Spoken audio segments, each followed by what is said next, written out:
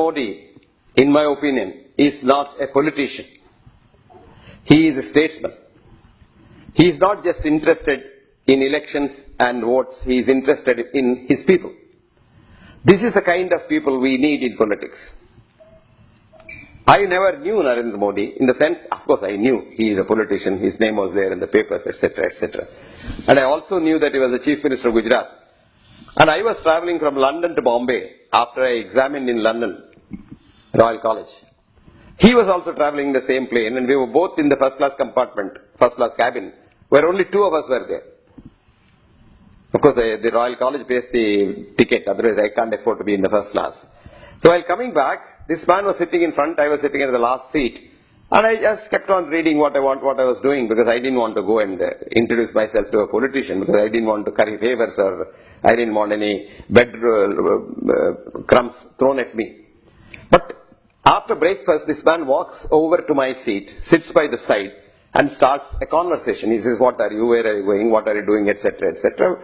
After this exchange of pleasantries, he started asking very insightful questions on health, and I tried to impress upon him that health care is totally different and divorced from medical care.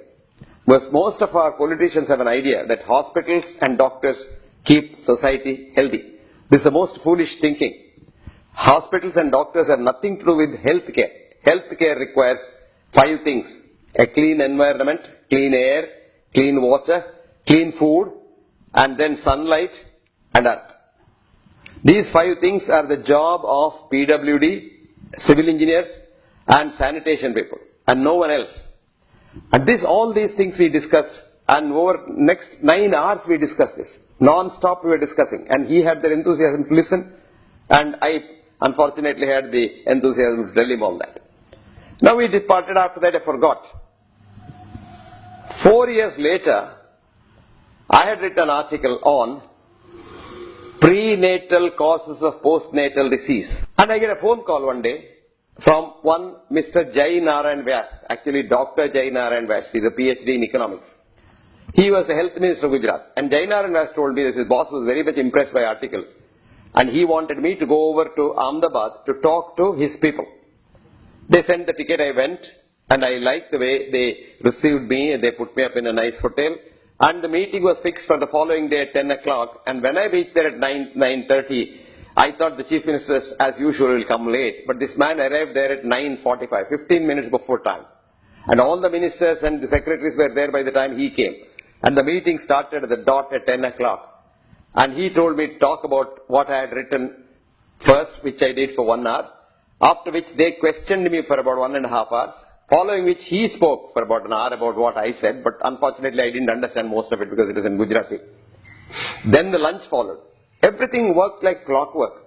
And after lunch, he asked the others, he requested them to go out, and we had a one-to-one meeting for about 2 hours. Then we had tea, and he called all of them back and said, I have come to these conclusions from Professor Hegde's talk, and these are the things I want to implement, and you do it tomorrow. And that was done. I think India needs very badly somebody like this to really get it back on its feet, because India was a great country. This is a crucial election where we have to be very careful in voting, and I have a feeling that we should vote for people who love India, who love the country, who love to administer and who love to help others. Modi is a good person, a good human being.